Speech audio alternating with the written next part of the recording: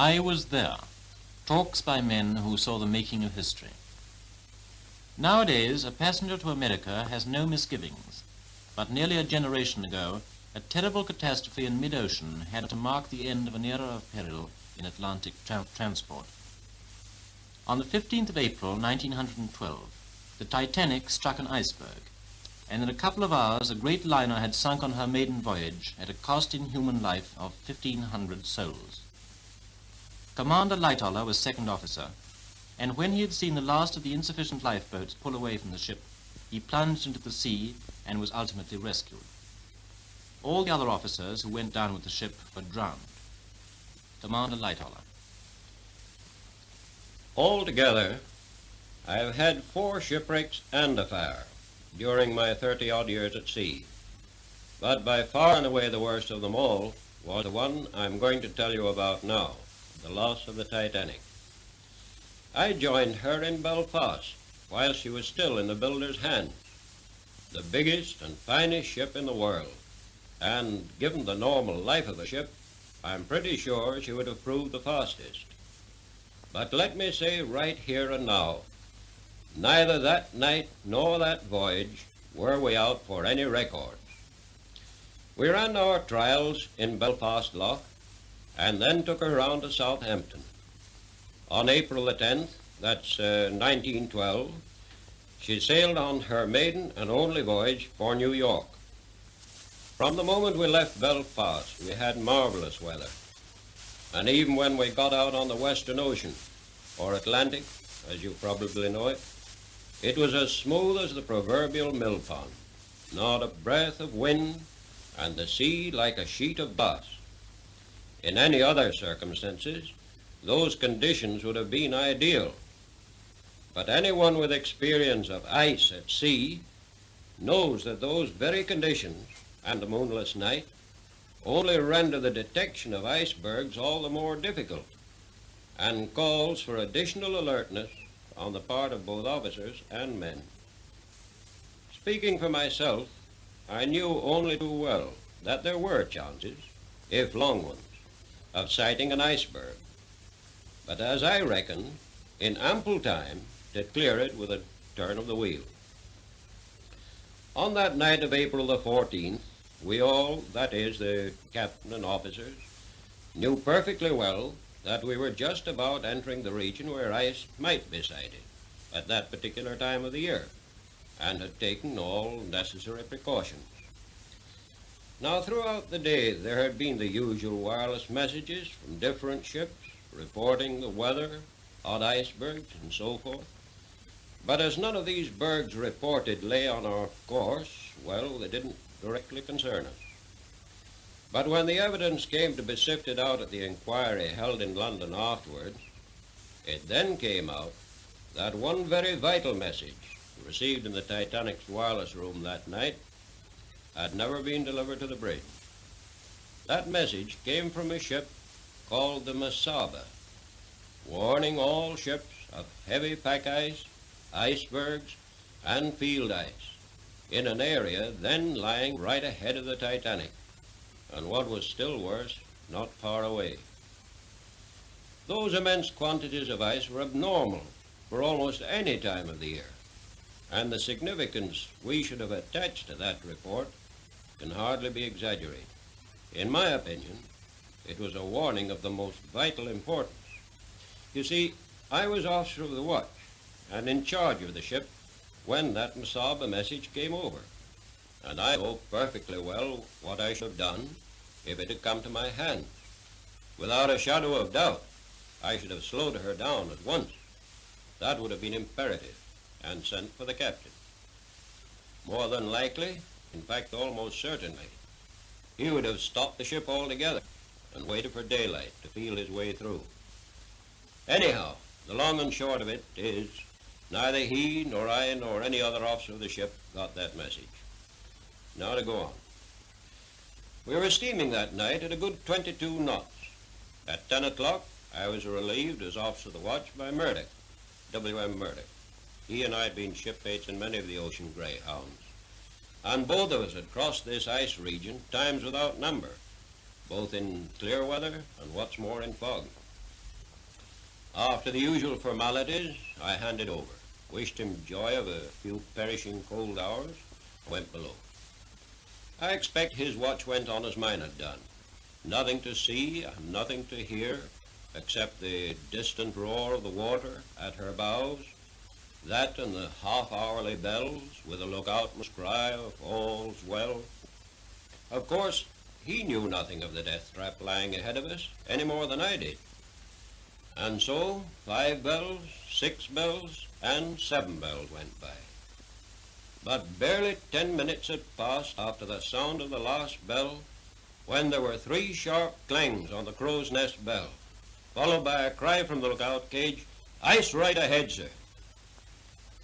Murdoch evidently saw the mass of ice practically at the same time as the lookout men and shouted, "Hard a starboard, full speed astern."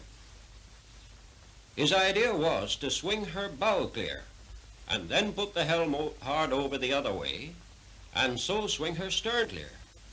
And given half a chance, I believe he'd have done it. But going at that speed, it was too late. As it was, her bow swung a bit, but not enough, and she struck. She took the blow along her starboard side, masses of ice actually falling on the fore deck. But what was worse, though we didn't know that till it came out of the inquiry, she was pierced below the waterline in no less than 6 compartments, and from that moment nothing could have saved her. I was lying in my bunk when I felt the slight jar, not any sense of collision, but more a kind of shiver that ran through the ship. Anyway, it was enough to bring me out of my bunk in one jump. Out on deck, I ran over one side and then to the other, but there wasn't a trace of anything we'd struck. So back I went to my bunk and just waited. If I was wanted, naturally my cabin would be the first place where anyone sent for me would look. You see, apart from being nearly frozen, even an officer, when off watch, isn't exactly welcomed on the bridge, either in pajamas or anything else. Anyway, it wasn't long before Boxall, the 4th officer, poked his head round my door and said, "Do you know we've struck an iceberg?" "I know you've struck something," I told him, not thinking it anything serious and feeling none too pleased. Then he said, "The water's up to F deck in the mailroom." There was no need for him to say anything more. I was into a pair of pants, sweater, and bridge coat and out on deck almost as soon as he was. Now we've been running under a big head of steam, and the sudden stopping of the engines lifted every safety valve, and as a result, the steam roared off at all exhausts. The row was absolutely deafening. Added to that, the engineers started to blow the boilers down. Shout as loud as you like. No one could hear a word. At the same time that Boxall had called me, the order had been given, all hands on deck. And I met my watch tumbling up on the boat deck just as I got there. And the boat deck, just in case you don't know, is the top deck of all. I got hold of the boatswain's mate and sort of showed him with my hands that I wanted him to start the men stripping off the boat covers. Now, in the merchant service, men are taught to think and, if necessary, act for themselves. They don't wait for pipes or bugles, and I can tell you the 700-odd survivors of that night can thank God they don't. Every man jack just went about his job well as if it were an everyday occurrence. When the boats were stripped and cleared, they were swung out and lowered to the level of the boat deck. Just a little while before they were ready to swing out, I happened to meet the captain, and I asked him, by cupping my hands over his ear and yelling at the top of my voice, "Shall I get the women and children away, sir?" He just nodded, so I started to fill the first boat. Just about now, thank goodness, the roar of escaping steam stopped, and passengers, now they could hear themselves think, started asking me, "Why are you getting the boats out? And why are you putting women and children in them?" I told them it was merely a precaution, and that very likely they'd all be taken on board again at daylight, or at the worst, taken on board the ship everyone could clearly see only a few miles away. We could see all her lights quite plainly. But here again we were up against it. That ship was the Californian, and though her lights were plain to everyone on board the Titanic, she seemed to pay not the slightest heed either to our wireless calls or to the distress signals we were firing every minute. The reason why she didn't answer our wireless calls, which other ships heard halfway around the earth, was because she only carried one wireless operator.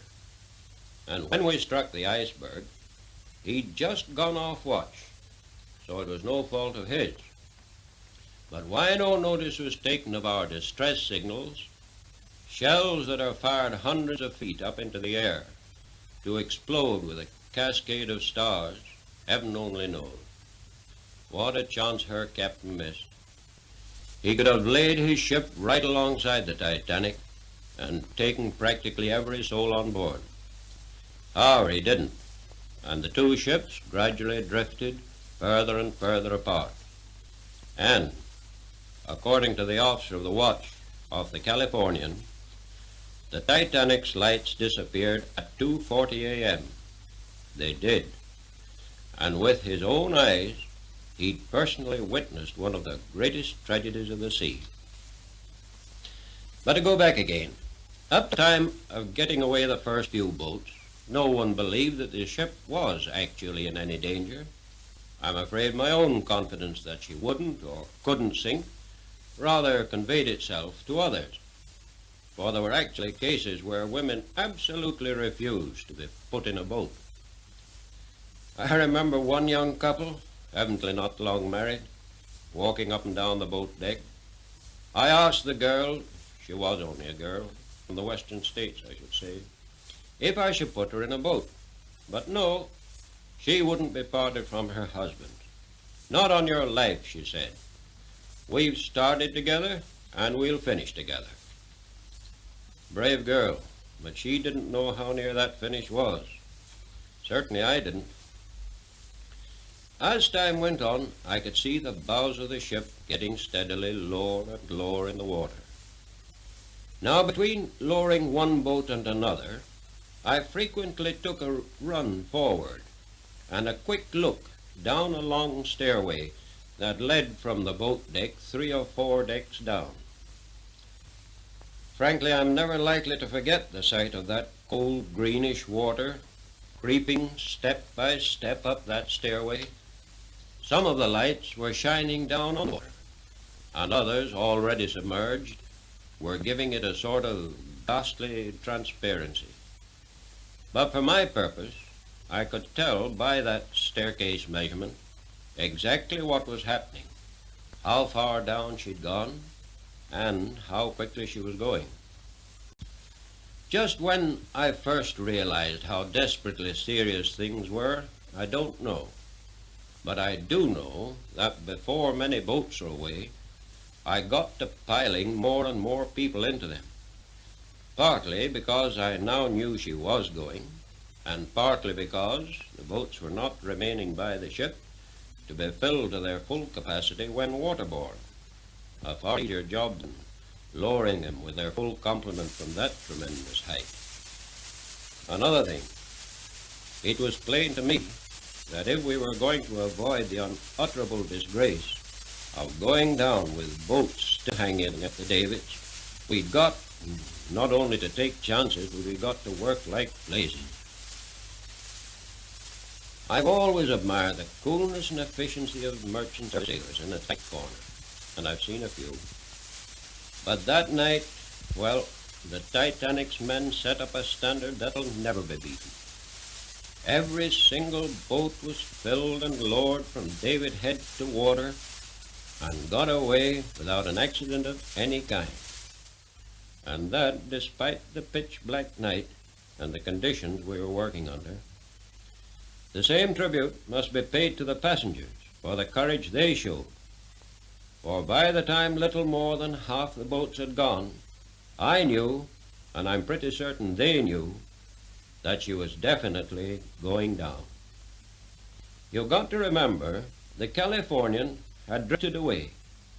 There weren't enough boats to take half the people, and the chances of the other half in that icy cold water were absolutely nil. Yet, there was never the slightest attempt to get into a boat out of turn. In fact, with the last couple of boats, it was even difficult to find women to fill them, though of course there were still a good many on board.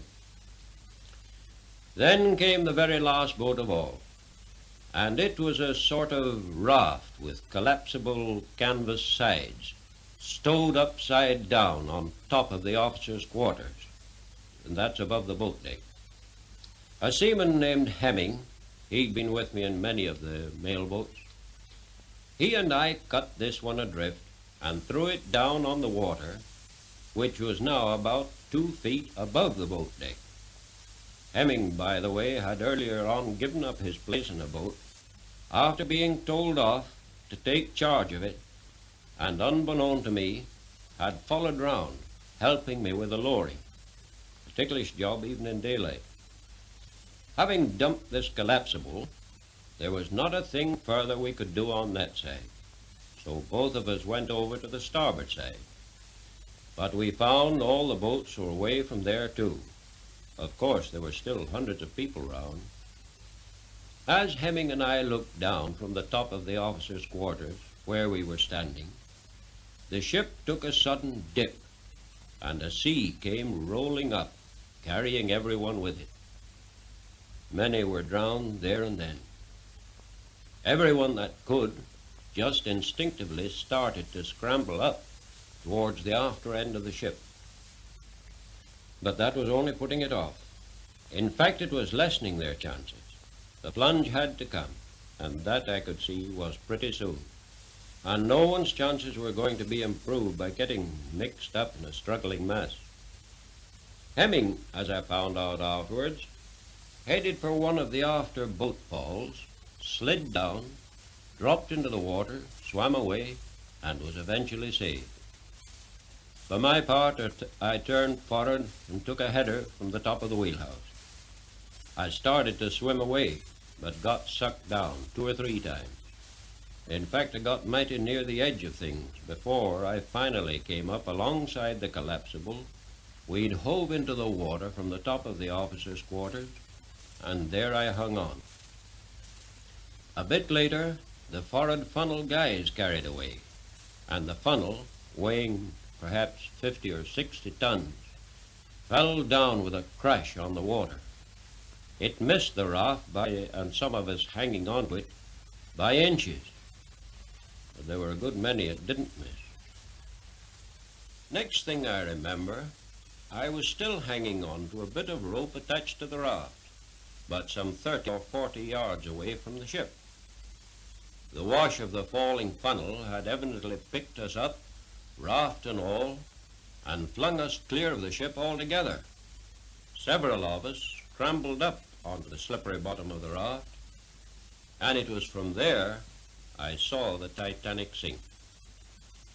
As I watched, I could see her bow getting deeper and deeper in the water, with the foremast sticking up above the surface, whilst her stern lifted higher and higher, till it was right out of the water. When she got to an angle of about 60 degrees, there was a sullen sort of rumbling roar, as her massive boilers all left their beds and went crashing down through the bulk's heads and everything that stood in their way. Up to that moment, she had stood out as clear with her rows of electric lights all burning. When the boilers broke away, she was, of course, plunged into absolute darkness, though her huge black outline was still perfectly distinct up against the stars and sky. Slowly, she reared up on end, till at last she was absolutely perpendicular. Then, quite quietly, but quicker and quicker, she seemed just to slide away under the surface, and disappear. As she vanished, everyone round me on the upturned boat, as though they could hardly believe it, just said, "She's gone." Some little time later, I found that the senior wireless operator was standing just behind me, and from the wireless messages he told me he'd received from different ships, I figured up in my mind that the Cunard liner, Carpathia, one that he said was coming to our rescue, should be up about daylight. It was then I first heard of the Masava message, and when I said I didn't remember it, he told me he'd put it under a paperweight at his elbow and never sent it to the bridge. Many died from cold during the night, the wireless operator amongst them, and a mighty long time it seemed before daylight broke, standing wet through and up to our knees in icy water on that upturned boat. Frankly, I don't think many of us expected to see daylight.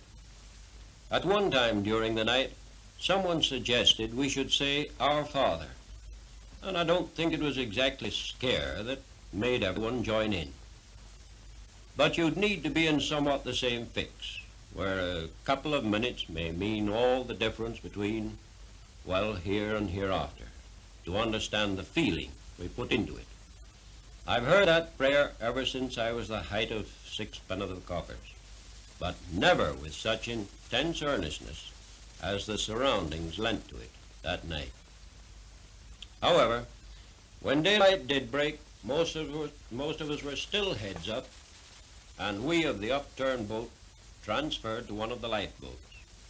At full daylight, there was the Carpathia steaming toward us. I needn't say just what sort of a welcome sight it was either. Cruising slowly round, she collected the boats one by one. Mine, I know, was loaded down to the gunwales, and no easy job to keep afloat in the rising sea. At last, everyone was safely on board, and with the 700-odd survivors of that night, she turned away from that tragic spot and headed for New York.